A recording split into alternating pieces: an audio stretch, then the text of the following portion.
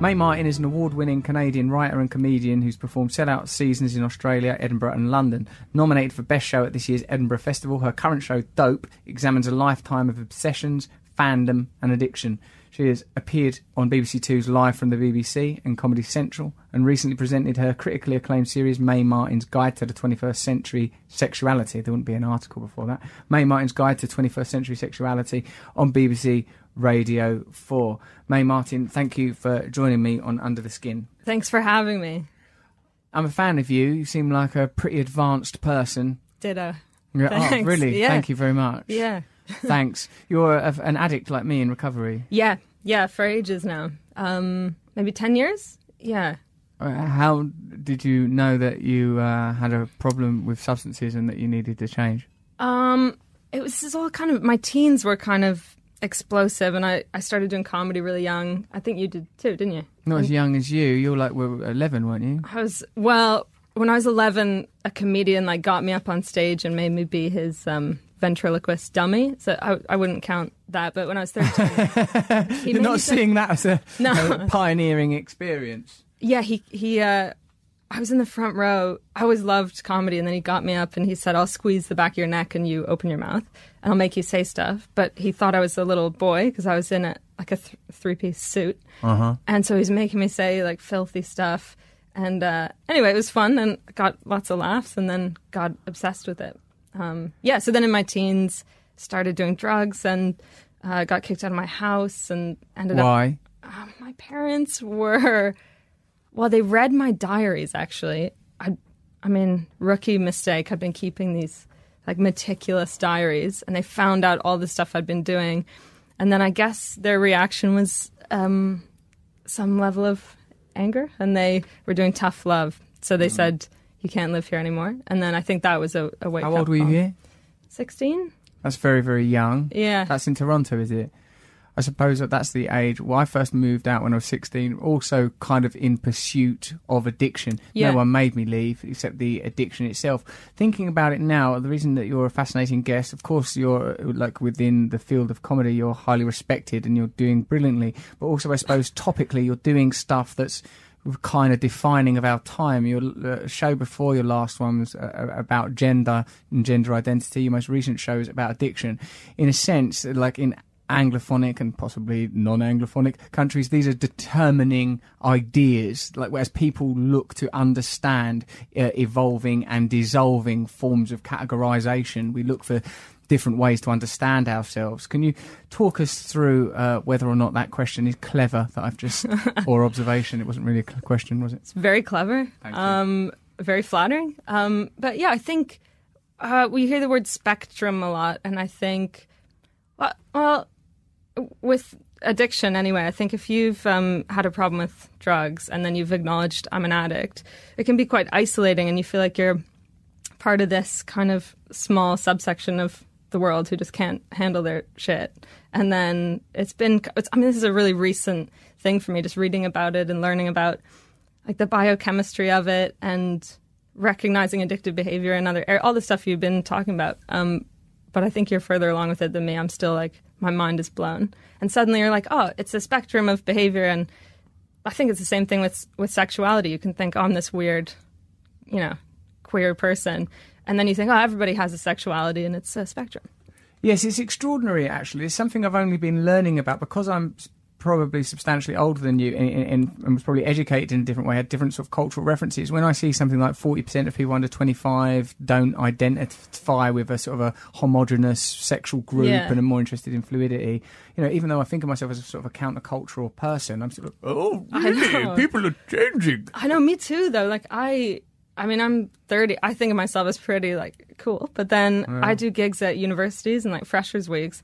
And I don't know the right terminology, and I'm putting my foot in my mouth. And they're so tuned into it. They've got all gender-neutral toilets, and they all have crazy terms for themselves, and it's awesome. It's great. In a way, it sort of makes sense. I suppose that someone of my age and older is there are very clear identity roles. There are very clear social roles. And I've been questioning a lot lately how I would identify and how I'd have grown up if the conversation had been more advanced in my own adolescence. Because, the main feeling I had growing up in an ordinary Essex home, a suburban home, was, oh, I'm not like the other boys. Yeah. But it turns out that the other boys weren't like the other boys. It's just that we were all magnetised to an imaginary category. And whilst there is, I don't know, Canada's one of the most sort of foremost places. There seems like there is a biochemical basis for at least some sort of biological and anatomical aspects of gender.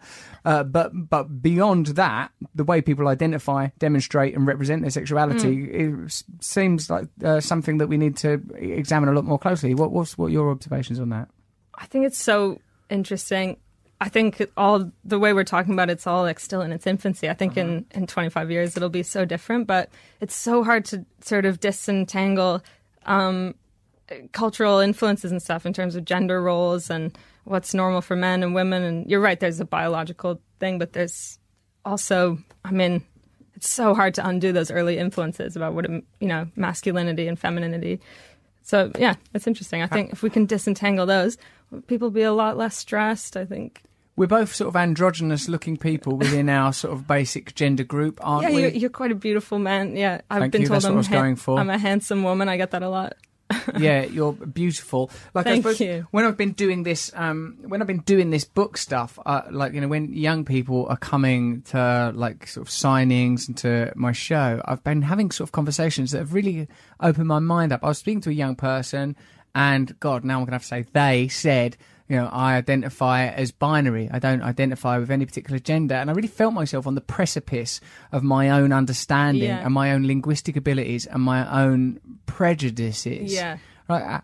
What do you think is going to be the key component here? Because one of the things that I've noticed around identity politics is people that sort of are traditional or conservative often feel, I think, a lot of shame and a lot of confusion, and it can become quite oppositional quite quickly. Totally. I think it's easy to experience like a real sense of vertigo about it because it's just happens so exponentially quickly, and there's all these new words, and it feels like I don't know how you are at math and stuff, but I used to get this panic in math class, like when they would introduce things like algebra, and I'd be like, it just doesn't. It's too much information, and I dropped out of school pretty much because I was like, ugh.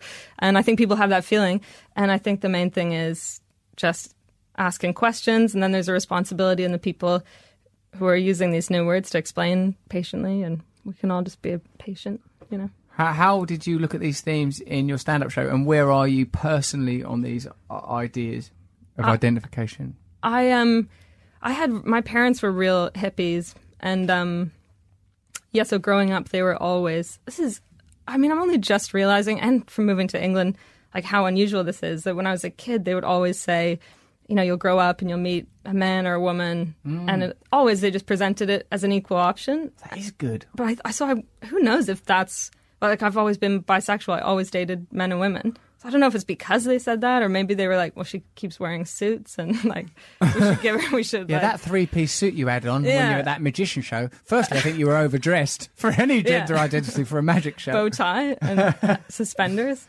Yeah, so I was lucky in that area. So I've always been bisexual, and it's been great. But yeah.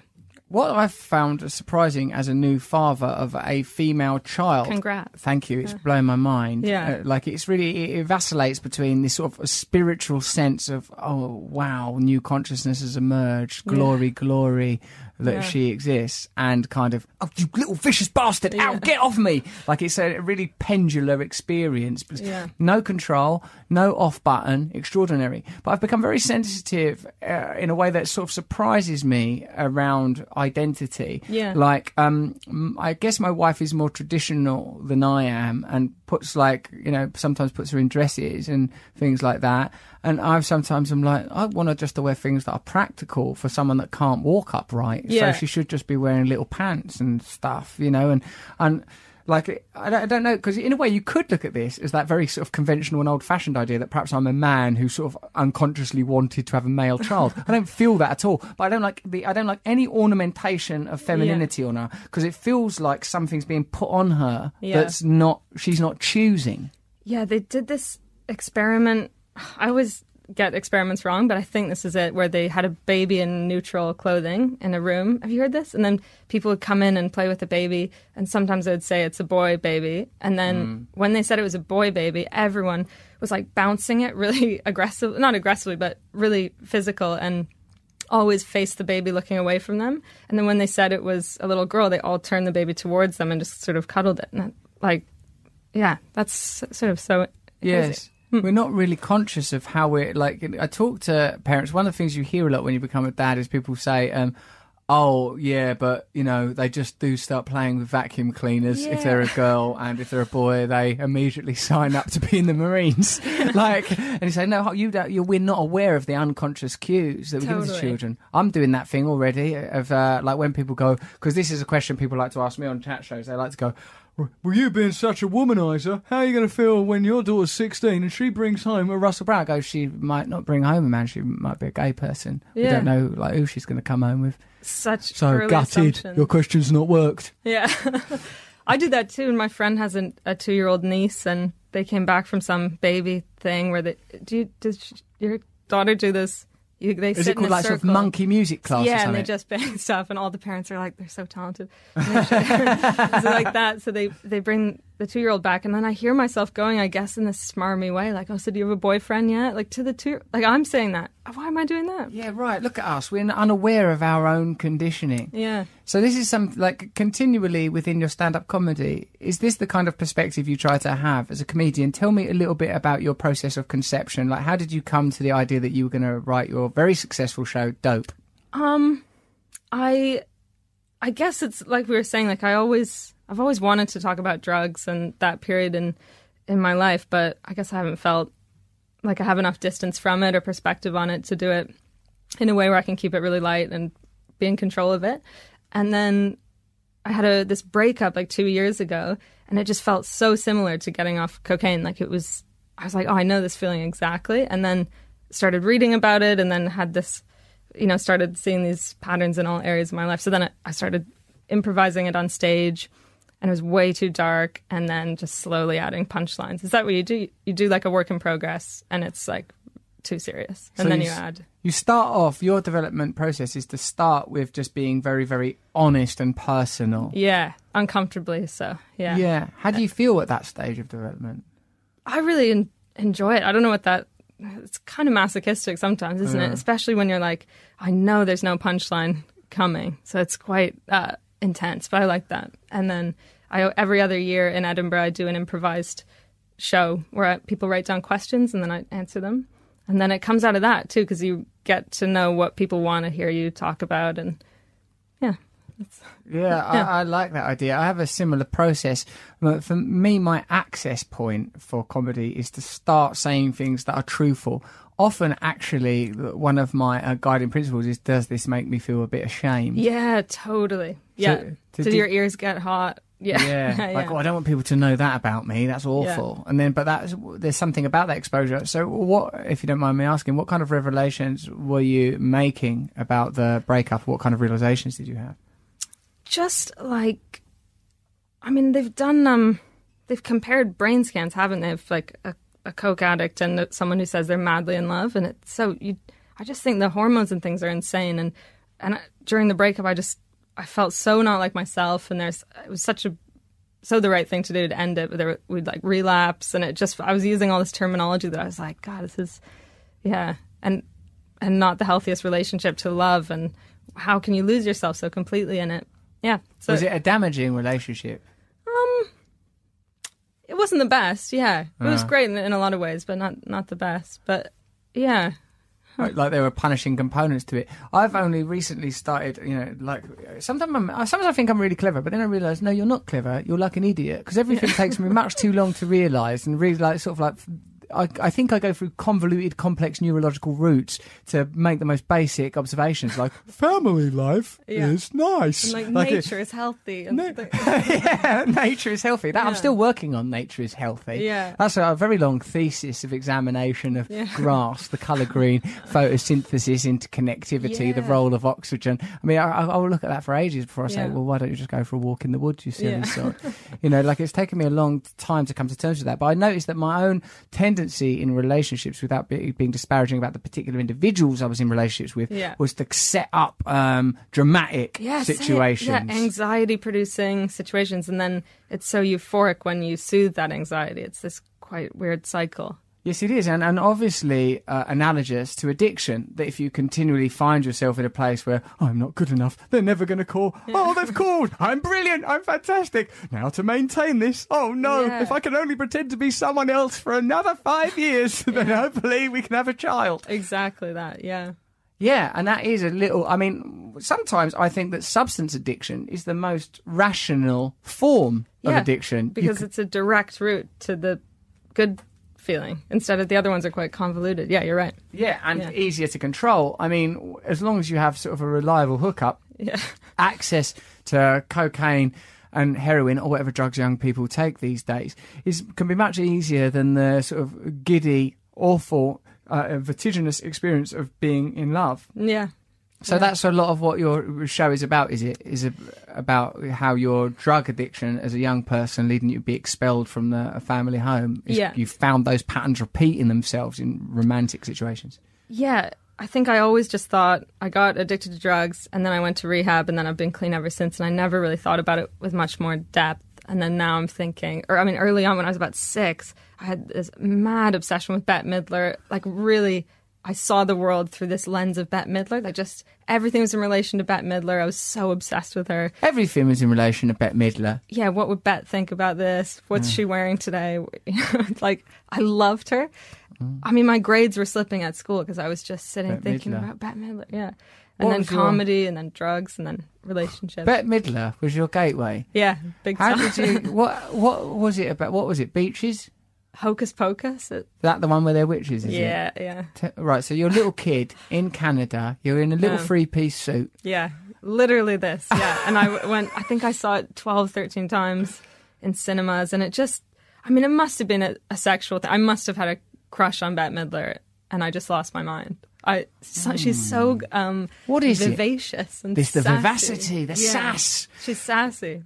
Strong woman. Yeah, right. She'd take care of us, wouldn't she? Yeah, she would. She'd gather us up and tells us like it's going to be okay. Exactly. But then, hold on a minute, it's getting a bit sexual. And she'd sort of cut you down quite cruelly, but then, you know what I mean? It would be thrilling. I was like being a bit flash, and then Bette goes, "What are you going to do with that little thing?" Yeah, and I go, "Oh!" That. And then she cuddles me up, and it's all nice. She goes, "Oh, there you go. Oh God, actually, I'm getting into it now." I know, like you're looking at her lovingly, and she's like, "Why don't you take a picture? It'll last longer." Oh God, Bette, shut up! Oh come on, I love you. Yeah. Like once I saw her accept an award at the Golden Globes, and she said, "How about these couple of Golden Globes?" Gesturing to her own breasts. Yeah, that's her style. And something went all unusual in me. Like something glitched in me, and I felt a feeling. Yeah. I felt a feeling in my tummy. I went all unusual. Now, do you think this is something essential? Because obviously Bette Midler is a gay icon. Yeah. So it's odd before you would have had any overt or cultural sense of gender or sexual identity that you had automatically found yourself to sort of some sort of quintessential figure within the pantheon. Yeah, you're right. I mean... maybe I was just into witches as well, though. Any kind of You didn't Disney like the other villain. witches. I bet there was another one, wasn't there? Meryl Streep, one of the others or something? Sarah Jessica Parker. She could have gone for that. Yeah, not into it, just Bette, because she was the most evil, I think. And her voice, and I don't know. Yeah, I must have been. That happens a lot, though. I mean, I was obsessed with Scary Spice as a child. And then now I'm like, well, she's kind of a gay icon, too.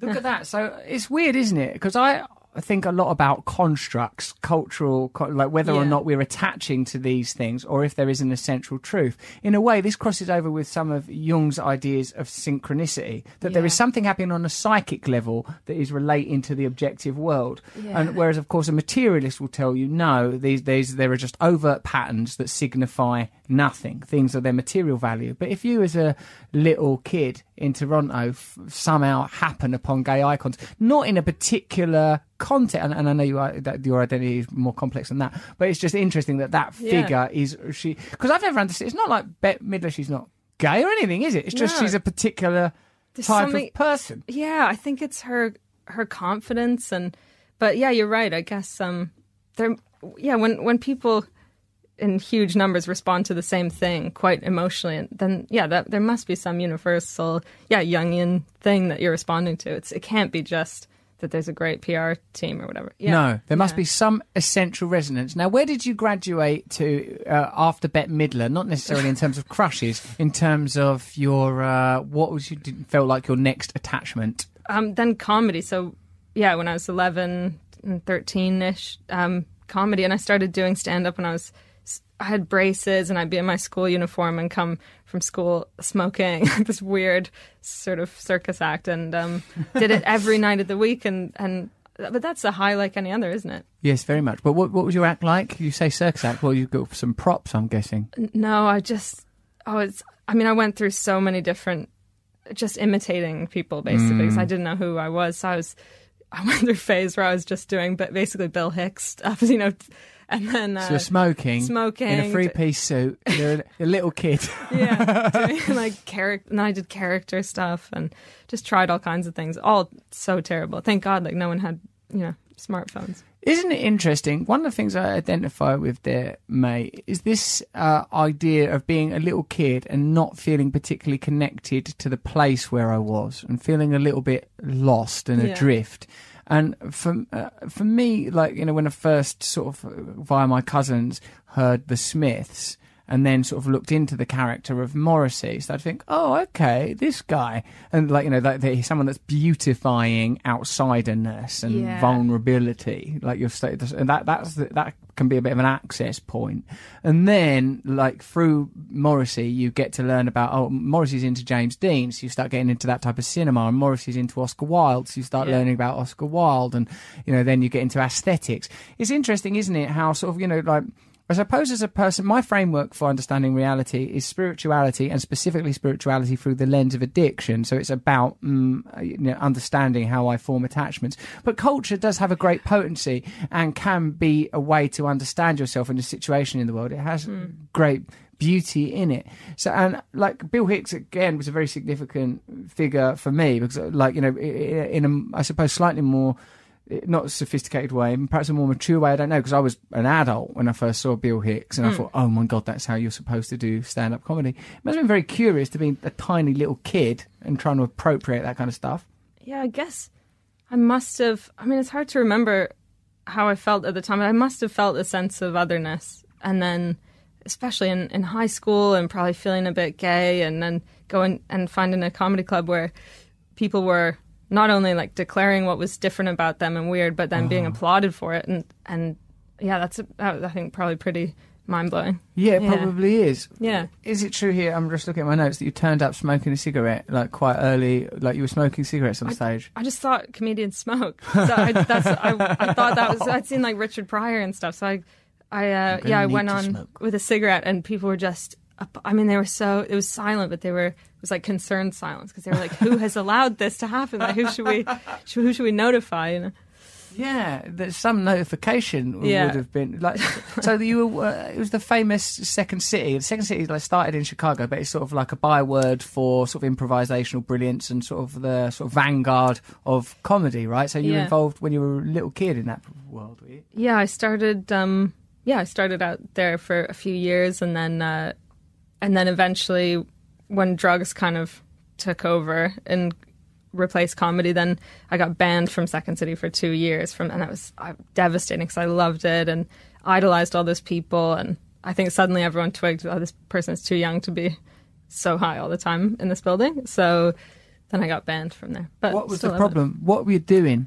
Everything. Mostly coke was the big one. Yeah. I had all this disposable cash from comedy too. I think I just don't give a teenager any money, I think. No, it's a very natural conclusion to having money as a teenager. What are you going to do? You can't just buy models and make them in your bedroom. Even then, there's the glue. Yeah. So you're going to find your way to substances if you've got cash. You're getting paid cash in hand for doing live gigs. Pretty much, yeah. And then it's around, and then I guess I obviously had this predisposition, because a lot of people do coke and never want to do it again. That's right. Yeah, we have the predisposition. Were you doing drugs with adults? Yeah, big time. That's weird, isn't it? Yeah, looking back, I think it's weird. At the time, it felt so natural. Because I wouldn't give a child drugs. No. I'm going to come out on a limb. Yeah. But so I suppose, but thinking about it, the first time I got heroin, it was off some children. Like they were Really? little, sort of. I mean, I don't know if they were Turkish. I've always assumed they were Turkish, but that's just my personal bigotry. They were sort of young, dark-skinned lads in Hackney, and I was only like 19 myself, but they were possibly 13. They were an adorable pair of guys just skinning up with heroin, and I got some off of them. Yeah. It's absolutely terrific, as you might imagine. And, but really, that's a sort of...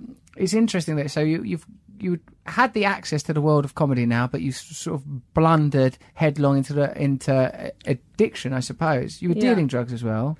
Yeah, I think I was with these adults who were doing drugs. I think I was very convincing, about not being a teenager. I mean, they knew I was, but I think I really did my best to put everyone at ease with doing drugs with me. It's not a big deal. And so I don't, they weren't villains, but they're definitely there's some inappropriate behavior for sure. Yeah, let's not judge them. Now, what about the drug dealing? Any good at drug dealing, were you? No. Tell me the key problems. You're just terrible at it. Bad at math, bad at self-control, sort of owing a lot of people a lot of money. Gets quite scary very quickly. Probably you broke Biggie Smalls' golden rule, don't get high on your own supply. Yeah. You've got to learn from Biggie I if know. we're going to be drug dealers. I did a small amount of miserable, measly, unsuccessful drug dealing myself. Did you? Yeah, my mate Mark gave me like quite a lot of amphetamine. He said, sell that at your school and you can make some profits. And I thought, hello, I like this business model.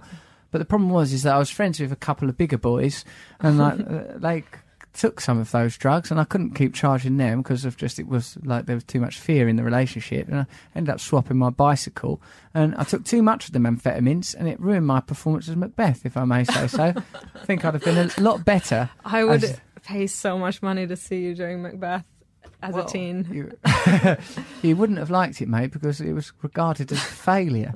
I was like, like when you're at a drama school, they divide up a play into all the various, because everyone's got to have a go at being Macbeth, innit? Right. Okay. So I was just doing one bit. The bit I was doing is he's just murdered King Duncan. I don't know if you're familiar with the play. And he comes out with the daggers, right? Or sort of when he's just done a terrible murder and he feels awful about it because he shouldn't have done it, but because I wasn't the type of actor who would do any prep, instead of prep I thought speed, right? So I'd done some speed instead of learning about daggers and murders and stuff like that. So I come staggering out high as a kite and I just got butter knives out of the canteen.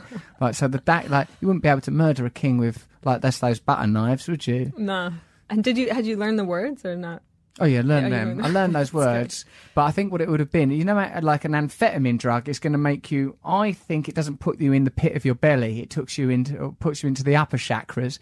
Yeah. Whereas I think doing a murder, you'd probably be really in your guts. It's a very earthed thing, isn't it, to murder someone? Particularly if you had to do it with a butter knife, you'd have had to have been plunging away at those ribs. Yeah, you'd have. I mean, your pupils would be dilated, you'd be sweaty, but yeah, you're right. I know, I thought that what I was doing was a good job, but at the end, when they tell you whether or not you had done a good job, their teacher said that was not a good job. Unanimously. Only one lad in the year below said, I thought you were good the way you'd done that, it was mental. I said, thanks, I'll cling on to that. Was that Mark, though? He was not a person whose opinion could be relied upon, and he didn't have any kudos within the school system. Certainly I couldn't use it to... As a press quote. Yeah, no, that lad in the low year thought I was good. Well, who is he? I did, when I was in year 4, I guess, maybe I was 8 or 9, I did Charlie Brown, and I played Charlie Brown. It was like my crowning moment in school, and I took it so seriously that I did this monologue in it, and I cried real tears. I really went for it, and it was so, it's a comedy. Everyone was... horrified. They thought something had gone wrong. And... Why was it about Charlie's monologue that made you think tears would be appropriate, Mae? Well, I'll tell you. He's sitting at lunch, and there's this girl over there, and she's ignoring him. And he just wants to share his peanut butter sandwich. And then he's like, oh, nobody likes me. And I really went for it. I really felt it. My parents were waving at me. You're crying your little eyes out. Yeah. floods of tears as Charlie Brown over what some would think of as a minor misdemeanor. But I think in that were the seeds of what would become a great career as a performer. Thanks. One of the things you talk about in your show, Dope, is the sort of neurological and scientific representations of what you've experienced personally. Tell us a little bit about that. Well, I mean, look, I've watched some TED Talks. I've read. So I definitely will get it all wrong, I think. But there's this addiction specialist called Gabor Mate. Do you know him? Yeah, I'm fascinated by him. I was reading his book last night, and I think we're going to get him on this podcast. Tell us what you think. Yeah, I interviewed him for and he's like, he could have a cult. He's so amazing. Really? His voice is so deep, and you'd love to speak to him. Go on, so you interviewed him. Tell me all about this. Well, he talks about dopamine levels, and one of the theories is if you have a dopamine deficiency, then when you do get a hit of that pleasure chemical, it's so overwhelming, and then the craving's really intense. So that's what he talks about, and about looking at the origins of addiction in early childhood, where your brain chemistry is all getting wired up and stuff like that. But that can be quite uncomfortable, I think, looking at your own early childhood. Why? Well, I don't know.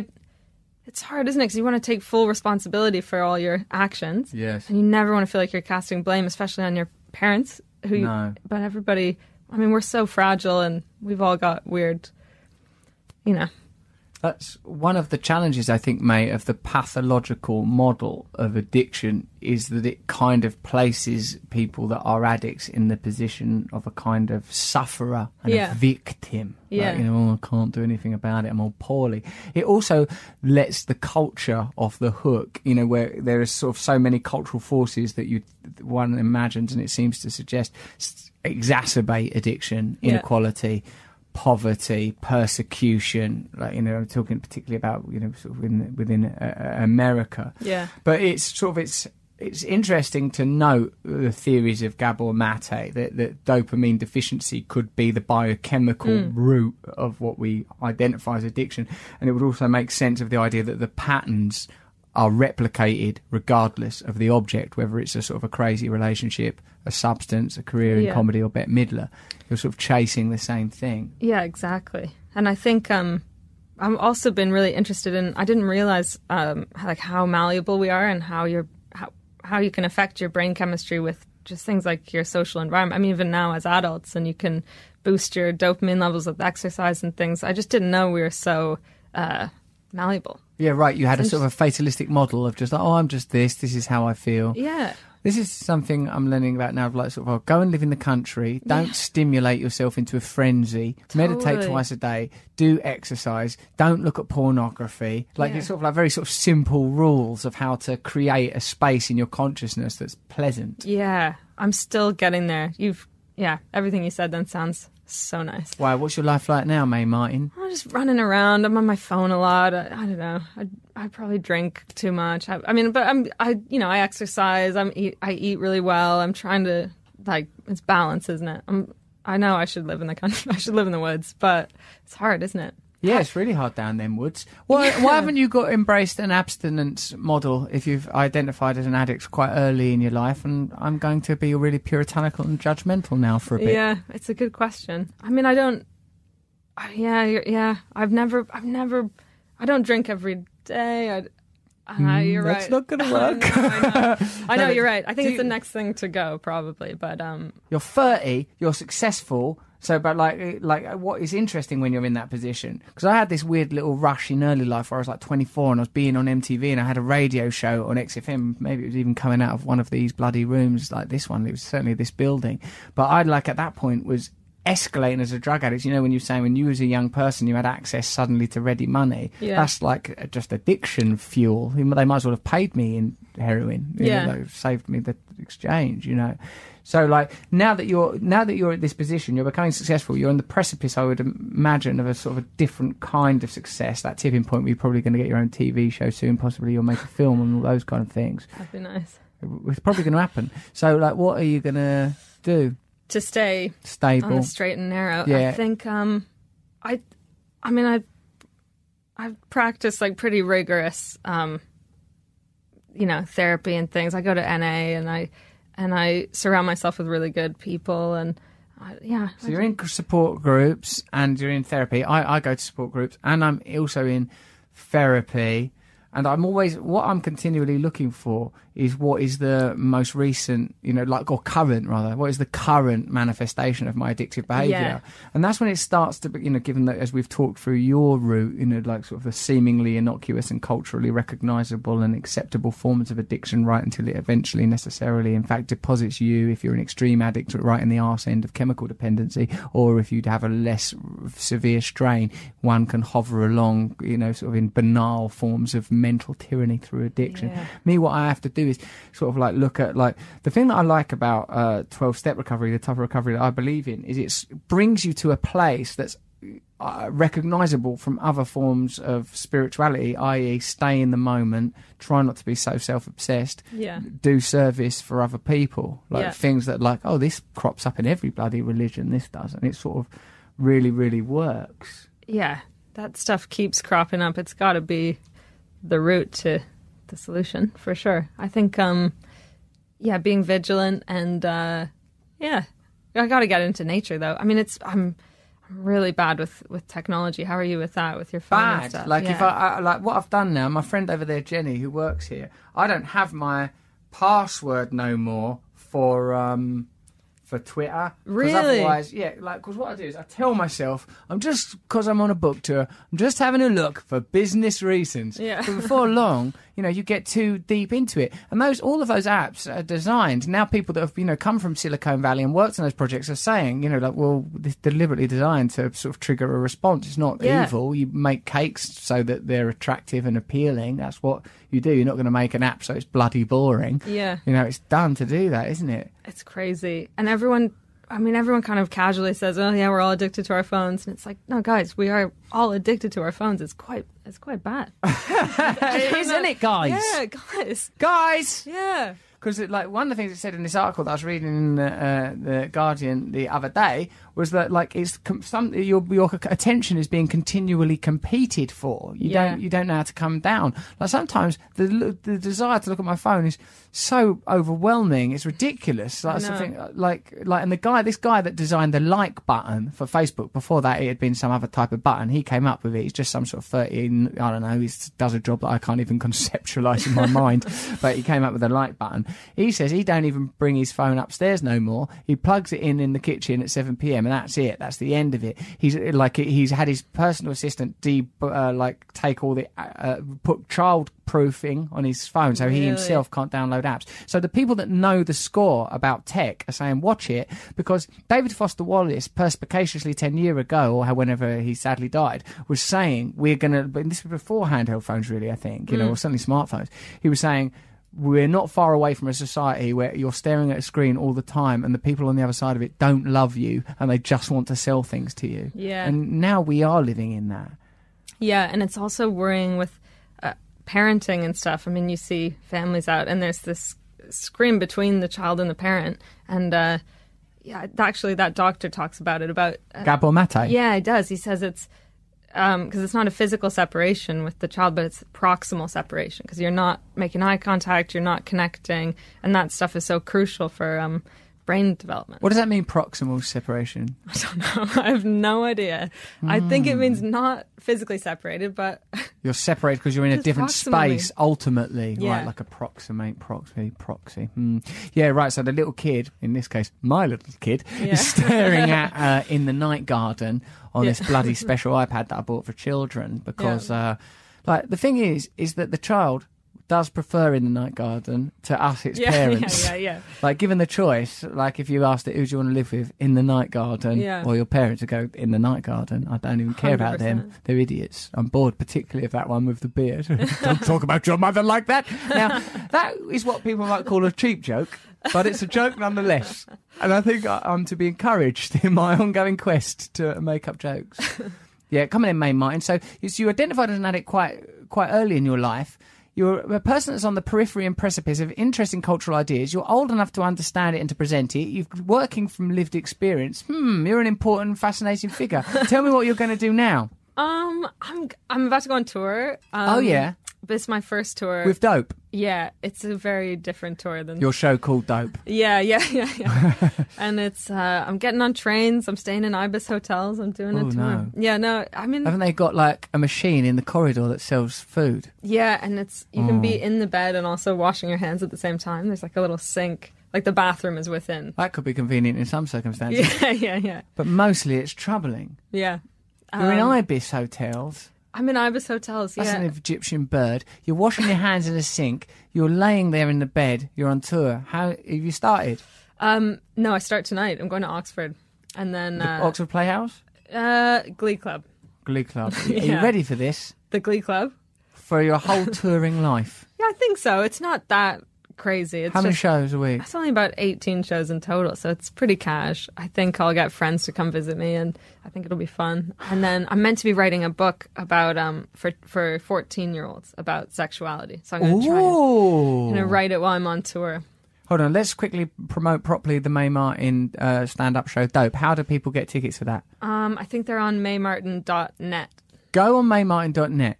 Buy tickets to see Mae Martin. Thanks. What can I anticipate in this show? I hate that question when I'm asked it. Let me see if I can pose it better. Tell us something about your show, please, that's good to promote it. I mean, it's everything we just talked about, but with jokes.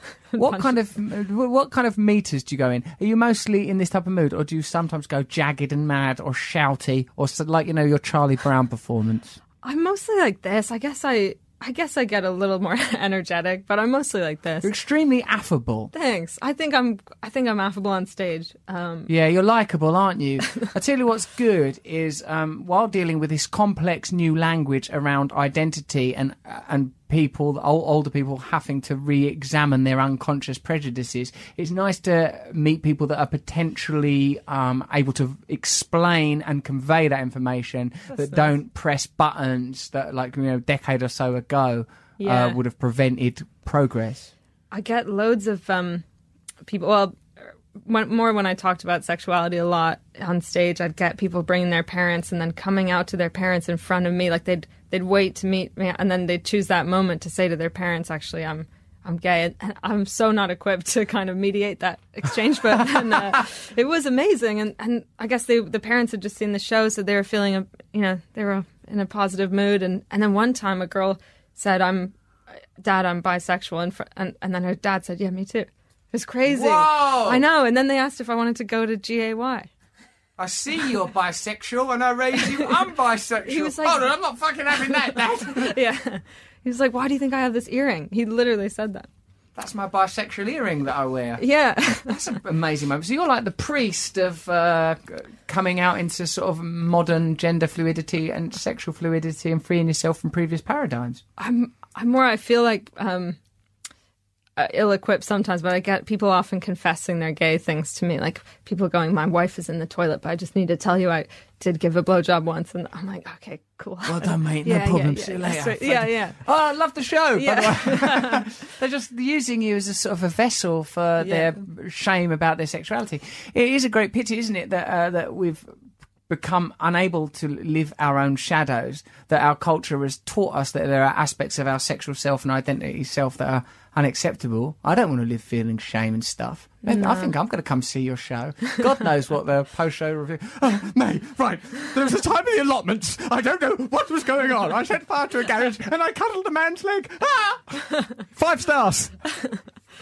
Do you get, now talking about addiction, do you get loads of people coming after shows and talking about their own experiences? Yeah, there's been a slight hiatus because I've been deliberately and assiduously promoting the book. I've not gone back, but I'm back on tour. Hey, this is good. I'm back on tour, so I'm going to be go to russellbrand.com. I'm on tour again for the next sort of 6 months, right? Oh my God.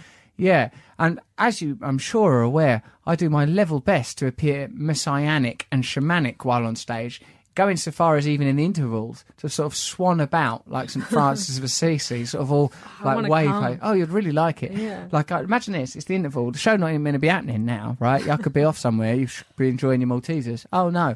I'm swanning around in the auditorium, possibly my top off, looking all like I'm sad about something on the edge of my mind. Oh, I'm all sad about something you wouldn't understand. It's too deep. And then people come up and like maybe get sort of. My friend Matt, who I do the radio show with, goes, "I've seen too many photos of you on Instagram looking like you're doing blessings." Walking through touching babies and that. That's right. I'm doing a lot of that. Yeah, just very on the top of the head. Why don't you try a bit of that? Walking around, yeah. Blessings. I'm very available after the show. Yeah. Yeah. Are you a single person currently? Yeah, I am. Yeah. Uh-oh, that's dangerous on tour, isn't it? I think people. Yeah, I do get a lot of couples actually. 'Cause that seems to be my niche. Like that's they go, we want to have a go. That's the propositions I get. Ooh, I don't know about that. Of course, I don't know if it was because of the old inculcation and acculturation early in life, but I've never been that at ease around males and sex. I've been at an orgy where there's been men, and as a younger man, I was involved in a few threesomes that had a man in them. I don't like it. It's not your thing. Yeah, no, I need the gentleness and nurture of femininity. It very much resonated with me when you talked about Bette Midler's potent matriarch. Yeah. That's some of the energy I'm going for. Of course, I'm literally a married man with a baby and incredibly happy now. But if we're going to talk about one sexual brand, it's that stuff. But you, couples, is it? Yeah, I get propositions from couples. Yeah. Post your show. Sounds amazing. People are, I've did a blowjob once. Hey, I'm gay. Yeah, me too. Yeah. Oh, let's go to Hawaii. Yeah. Hey, do you want to come home with us right now? What's going on, Mae? It's pretty exciting. Yeah. Yeah. I mean, I just get straight back in the bloody cab and back to the Ibis. I know. That's my advice. If I was your tour manager, I'd be slamming that van door shut. Lock me away in the Ibis, yeah. Is that really an Egyptian bird? I think so. Sounds like the sort of thing that might be true. It's probably some sort of stork, probably deliverer of new life. I mean, why would they have selected that word? We'll work it out eventually. Everything reappropriated by the corporate world, everything rebranded. So did you ever take up these couples on their mad office? I mean, it's a wildly inappropriate and personal question, isn't it? Why would you answer that? I have, but not post-show. Yeah. You know, you've got to meet up. Any good, or do you get sort of caught up in the social dynamics? No, I think I wouldn't mind if it was three individuals who just met. That's always my favourite setup in those days. Right? Because with a couple, they've got their own thing. They keep telling each other they love each other throughout. Oh, yeah, and you're on the edge. Nobody loves me. Once, as a younger man in freer and a more liberal time... Oh, everyone loves you. You're beautiful. Don't say that. I was sleeping with two humans, and them two humans really liked each other more than me, but I just thought, this is nice that they've found each other via me. Off they went into the sunset. They were very happy together. It was quite amazing because it crossed over from carnality. I mean, this is the thing that sort of interests me about sex, actually. I've never been an overt, mechanised, conventionally male person sexually. I do enjoy the opportunity for a kind of transcendent union that can occur, that there is, even in the most promiscuous and fleeting encounters, a kind of thing that feels like love very much, although it can't be sustained in a relationship. But you're not asking it to do that if you're just banding about at the Ibis. Yeah, I'm banding about. I agree, though. I think you're just getting a hit of those love hormones. It's the same feeling. It just is, temporary. That's right. I sort of once said, like, that, why is longevity the key component? You can fall in love with someone just in a moment, and that's enough. In fact, George Orwell writes, and I quote this a lot, it's on the first page of Homage to Catalonia, one of the few pages of Homage to Catalonia that I've read. He goes like, he's in line to sign up for POUM or some anarchist group to fight in the Spanish Civil War, and the bloke in front of him was this Italian geezer with ginger hair, and he said he loved him, and he knew that he could love him, like just in that moment, and he never sort of saw him again. There was just something about the man that was very, very beautiful. And you know, these sort of senses of solidarity that can occur in crisis, this thing that we are looking for, this connection. Definitely. I think, wouldn't it be nice if, because I hate breakups, I hate it, I don't know why we do it, but I think imagine if there was a 2-week time limit, so you meet someone, you fall in love, but you both got a microchip or something that if you wait, I haven't thought it through. Hold on, there's a microchip. I'm down with this. You meet someone, 2 weeks, microchip. 2 weeks, heaven, like euphoric, and then you both know after 2 weeks you got to never see each other again. Oh God, mate, this is awful. No, I'm not doing that. It's good because it prevents any Attachment? Yeah, I don't know. Mate, that's going to be heartbreaking. You've only got 2 weeks. One thing about marital life, or not the one thing, one of the many things, she might listen to this, she won't, she don't care about my career. One of the many things, just in case, one of the many things that I like about marital life is the sense, and I had it this morning when I got out of bed, is like, oh, please God, be going to bed with this person again tonight, and I don't have to worry no more, and hopefully this life will be a continuation of going to bed with this person, and then one of us will die. That's the terrible bit at the end. But in your version, it happens in a fortnight. It's much too quick. I know, you're right. I mean, my parents are madly in love. They've been together. Wow. Yeah, it's crazy having that model of monogamy. They're I mean, crazy. Like, talk about their sex life all the time, and just you can just see it. They hang on each other's words. It's crazy. So I guess it can happen. Also, it's given you, it seems like you've been developed in a crucible where you've been able to embrace yourself outside of what was formerly known as convention. Now, what about this book you're writing? That sounds quite fascinating. Tell me a bit more about that. Well, it's tricky. How do you do it? How do you hit deadlines and be disciplined about it? It's so tricky. I'm trying to write it now. 2,000 words a day. What's the total? How many words has it got to be? 50. 2,000 words a day. You've got to make that commitment, but it might be hard for you to do it while you're on tour. Yeah, but it flows out of you. I'm like typing like this, and but it'll be good. It's the idea is to write the book that I wish I had when I was 14. Well, that's brilliant. Yeah, about sexuality. It's about sort of fluid sexuality. And so go on then, how's it going to work? So, I don't know. How to write it? Yeah, not the pragmatics. What is this? What did you wish you had when you were 14-year-old you? Well, I guess I had a unique experience that my parents were amazing, but it's a combination of embarrassing personal anecdotes about sexuality. And do one, gender. do one, do an embarrassing anecdote. Do one, do an embarrassing anecdote. I mean, I think I'm going to tell this story about my brother when he was a toddler went underneath this is not embarrassing to me, so it's easy to volunteer.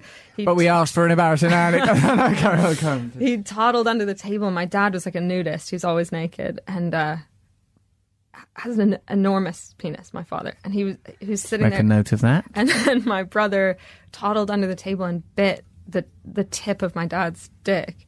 And my dad, I forget what the punchline of the story was. Well, mate, you better find one, because it's really horrific. The pipe of the story is your brother bit your dad on the dick. So if we don't find some conclusion, we're all left with the image. I know. Right, so it's to do with helping 14-year-olds come out with gender fluidity. Now, so far what we've got is your dad's got a massive willy, your little brother goes under the table and bites your dad on the willy. Now, I've made the wrong choice with anecdotes. I asked for an embarrassing one. What that was challenging. That's a challenging anecdote. I think, Yeah.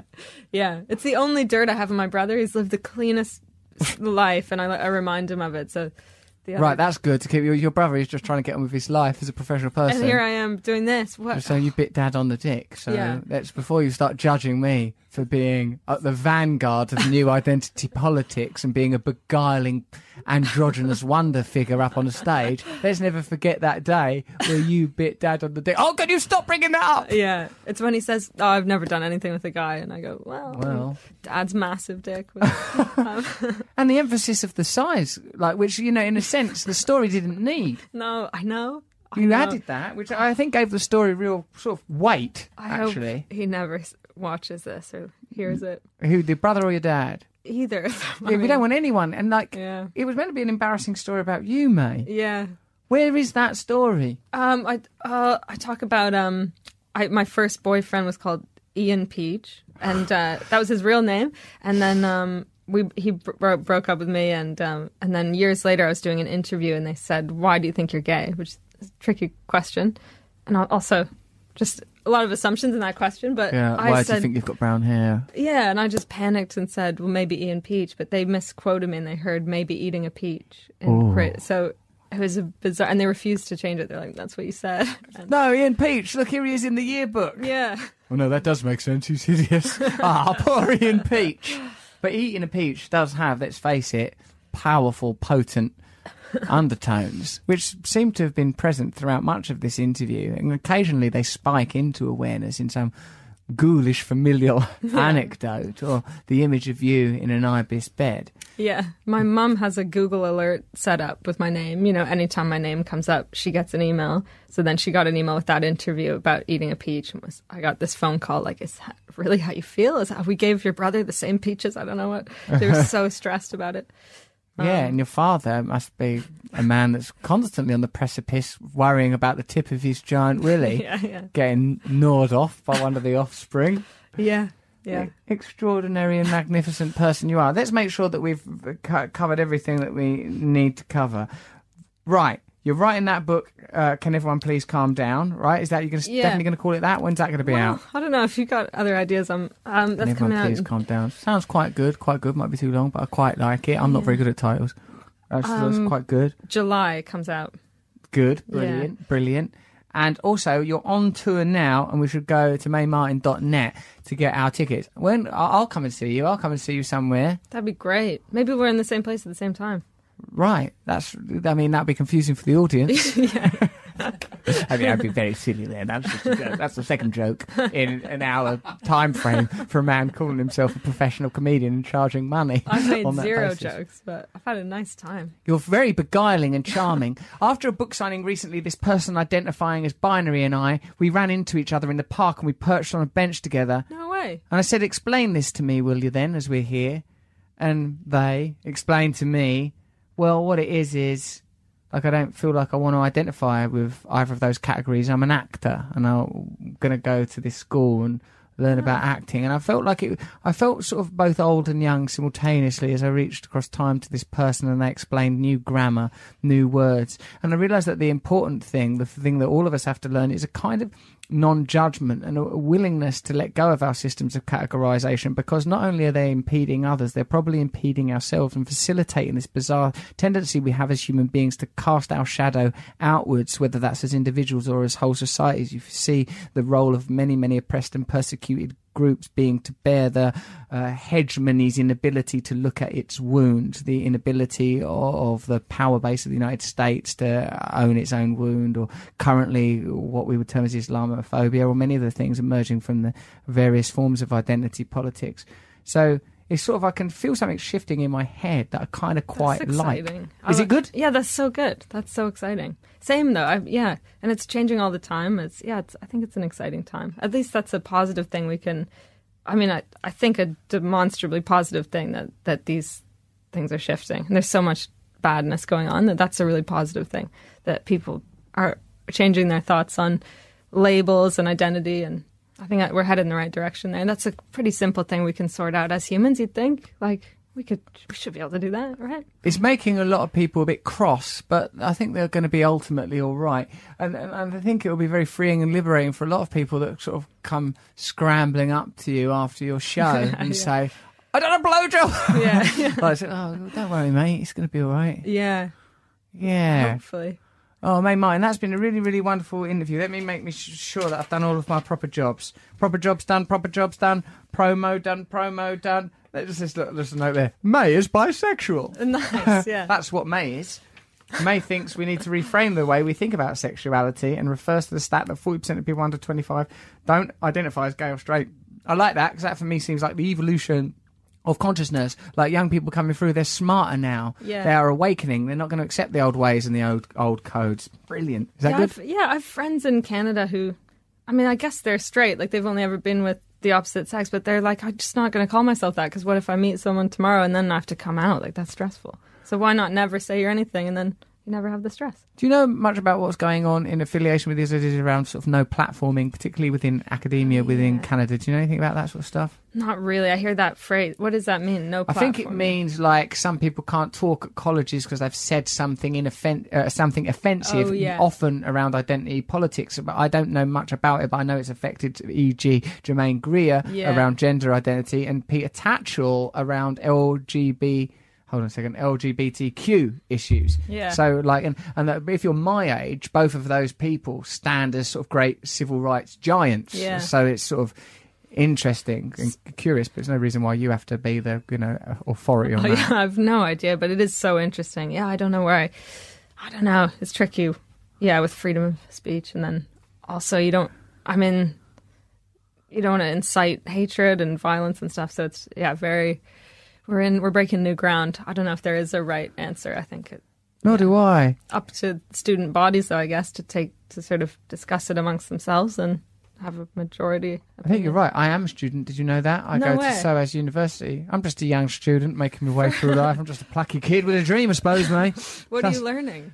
Very little, because I can't focus. I'm at SOAS and I'm doing religion in global politics. And I think today or tomorrow I've got to go to my new module, which is the origins of yoga in India, I think. And last year I was doing like lots of stuff about, secularism, the role of religion, rationality versus irrationality, the sort of advent of Protestantism and this, oh my God, so much stuff. Westphalian Treaty, my mind's full of stuff. Michel Foucault, the brain's just brimming over with claptrap. It's so good, though. It is good, isn't it? To tool yourself up with the old... a bit of cleverness, just in case you're in an argument one day. Yeah, definitely. Reach into that little cupboard of knowledge. I love all that. I mean, it's a whole other conversation, but I'm big into Joseph Campbell and stuff. Yeah, me too. It's so good, isn't it? I'd like to go back to school. Maybe I could do that.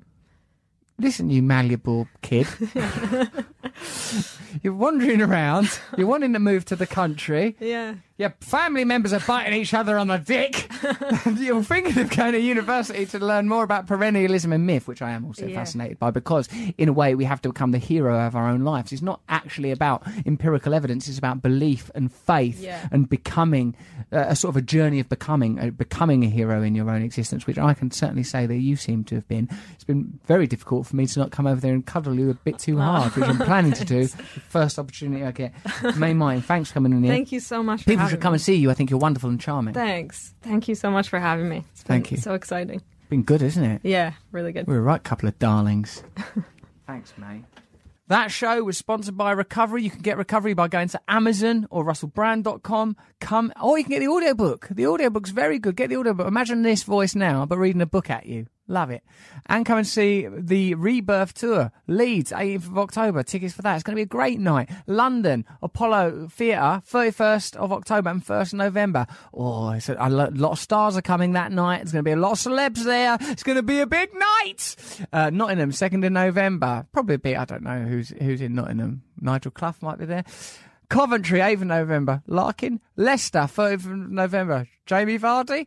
Finally, if you like the show, please subscribe and review it in iTunes or wherever you download stuff from, and only give it a 5-star review. As you know, I'm very sensitive. You also might like the Radio X podcast. Check that out as well. Thanks for listening. If you know what love is, you'll know that I love you.